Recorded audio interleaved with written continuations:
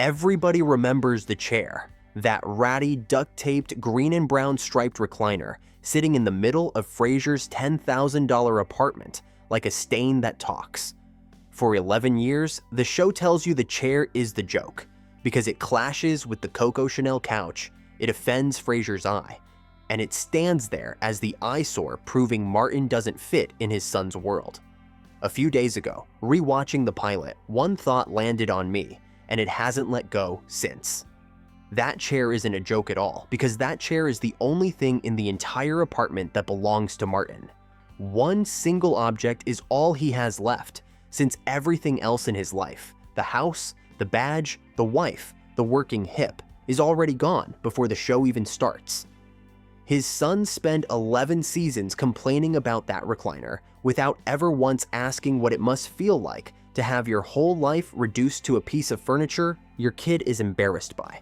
Martin Crane was lonelier than either of his sons ever knew, and the scariest part is that he worked really hard to make sure they never found out. Look, I've watched this show more times than I'd ever admit out loud, and Cheers before it, and I've been sitting on this one for a while because putting it together genuinely made me sad. Everyone talks about Frasier's loneliness since the guy ends the series alone on a plane, and everyone talks about Niles pining for 7 years, but nobody talks about the old man in the chair. Pull up a seat and crack open a Ballantine, because by the end of this, you're not going to be able to watch this show the same way, and I know I can't anymore. Please drop a like and subscribe to help me make more videos like this. Thanks.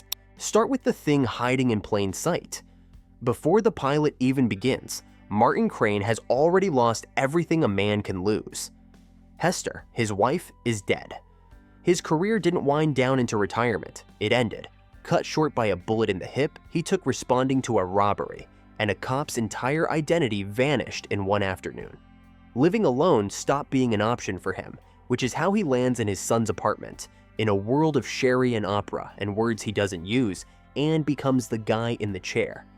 Once you see the pattern, you can't unsee it. Everyone in that apartment has somewhere to put their inner life. Frasier has 3 million radio listeners, a call screener, and 2 therapists worth of vocabulary. Niles has his practice, his wine club, and his decade-long Daphne project. Daphne has her visions, her family back in Manchester, and eventually Niles himself. Roz has her rotation and her daughter, and even Eddie has Martin. Martin has Eddie, a dog, the one member of that household who cannot repeat anything, cannot judge anything, and cannot ask a follow-up question. That detail isn't cute, because what it actually shows you is a man who chose his confidant specifically because the confidant can't talk back. Here's what Martin actually is, and it explains everything about him. 30 years he spent as a cop, a huge chunk of that on stakeouts. And the truth is, he never stopped, because he spent 11 more years on a stakeout in his own family. Sitting still, watching everyone else's lives through the glass, taking it all in, cataloging everything, and radioing in nothing. That's the whole character, a man who sees everything and transmits nothing. Watch him closely, and the evidence piles up fast. Years before anyone says it out loud, Martin clocks Niles' feelings for Daphne.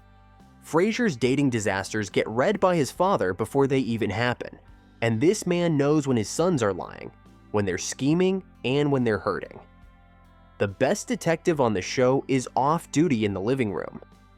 Ask him a direct question about himself, though, about Hester, about the shooting, about what it felt like to lose the badge, and the shutters come down. His answer is that he's fine, followed by a beer and the game. Let me show you the receipts, because this isn't a vibe, it's canon. Number 1. Between the shooting and the pilot, Martin lived alone for roughly 2 years, shot, widowed, and forced out of the only job he ever had. And during that stretch, his sons were nowhere. Frasier stayed in Boston while Niles sat across town with Maris, and the show tells us straight out that Frasier and his father barely spoke. 2 years this man sat in a house full of his dead wife's things with a hole in his hip, and neither of his boys, both doctors, both wealthy, one of them literally a professional listener, made him part of their lives. Moving in wasn't about anyone wanting him there, because he moved in when he physically couldn't be alone anymore. The reunion that launches the entire series isn't love, it's logistics. Number 2, and this is the one that should be famous. Go back to Cheers, where Frasier Crane sat in that bar for years, telling those people everything. And in one episode, he tells them his father is dead. Flat out, he says his father was a research scientist, deceased. Technically, that's a continuity error, since the writers hadn't invented Martin yet. And the show later patches it with a joke where Frasier claims he said it because they'd had a fight. Sit with that patch though, because the patch is worse than the error.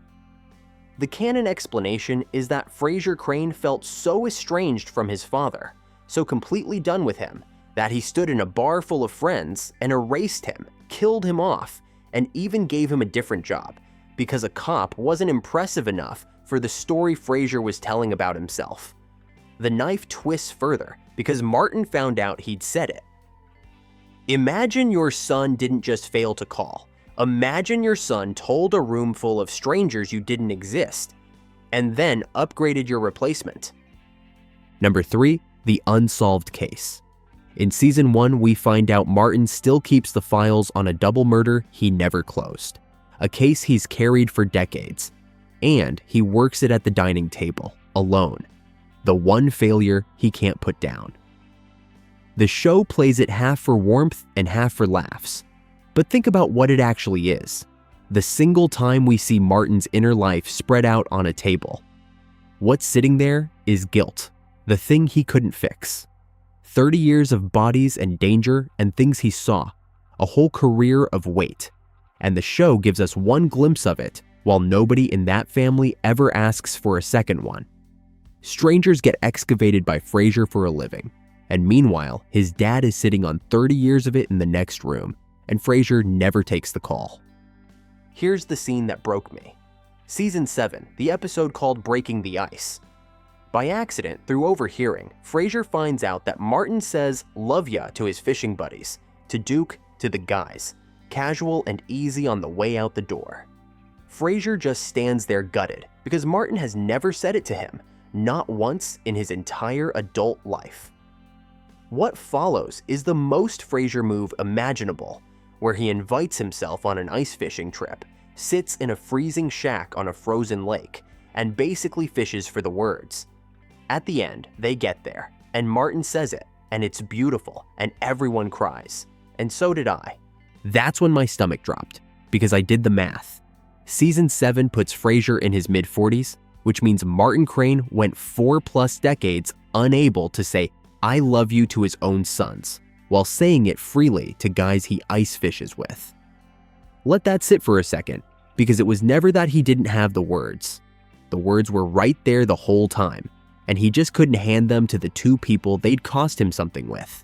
With Duke, "love you" weighs nothing, it's a wave, but with his boys, it's an opening. And Martin Crane does not open. My grandfather was the same guy, by the way. Korea first, then 30 years at a plant, and I found out how proud he was of my dad at his funeral. From a man I'd never met, that's the generation, that's the training, and that's exactly what's running under this whole show. There's actually a name for what Martin is. Psychologists call it normative male alexithymia, a fancy phrase for a generation of men who were systematically trained out of emotional language. These aren't men who don't feel, they're men who feel everything and were never issued the equipment to say it, so it comes out sideways, as fixing things, as showing up, as a beer handed over in silence, as asking whether you ate. Martin loves through logistics, showing up to every crisis, every scheme, every disaster his sons manufacture, and he just can't narrate any of it. He's living with two men who do nothing except narrate, and neither of them ever learns to read his language, even though he spent 11 years fluent in theirs. That's the part that actually makes my blood boil, the absence. Run the whole series in your head and try to find the scene where Frasier or Niles sits their father down and really asks about Hester, about what the marriage looked like from his side, about the day he got shot, about what it's like to go from a badge and a gun to needing your son's physical therapist to help you across a room. It's not there.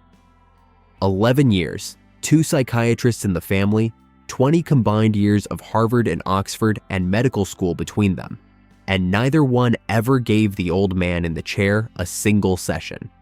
Strangers call Frasier's show and receive his full attention for their marriages and their mothers, while his own father's grief sat 8 feet away every night for a decade, wrapped in duct tape and corduroy, treated like an eyesore.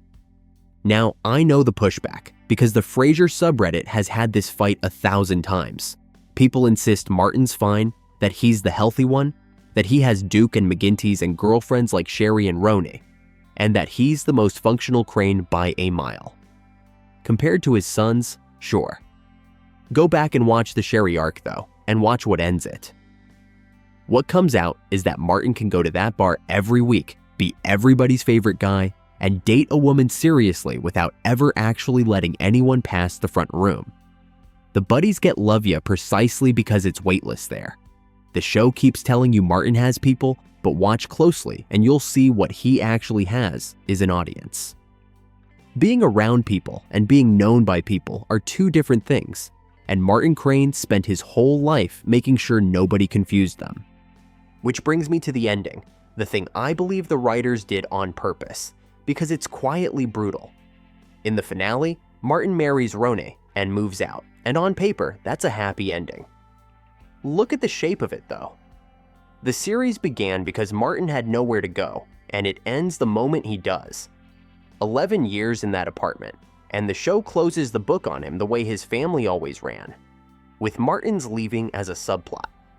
The big emotional real estate of the finale goes to Frasier's speech, Frasier's plane, Frasier's leap, while the old man gets a wedding in the margins. Even his goodbye happened in someone else's episode. Here's the line that finishes me every time I think about it. When Martin finally does thank Frasier, really thanks him for taking him in, and for the 11 years, Frasier is stunned, genuinely stunned, because in 11 years of living down the hall from each other, that conversation had never happened either. 11 years Martin Crane spent on a stakeout in the middle of his son's living room. Everything got watched, everything got logged, and he knew everyone in that apartment better than they knew themselves. All that time, sitting in the one chair that was his, 8 feet from a man the whole city called to be heard by, and nobody ever thought to surveil the surveillant. The best listener in that family never said anything, and the professional listener never noticed. Everybody remembers the chair. Nobody ever asked about the man in it. If you can't stop thinking about him now either, welcome, because there's a spot on the couch. It's ugly, but it's honest.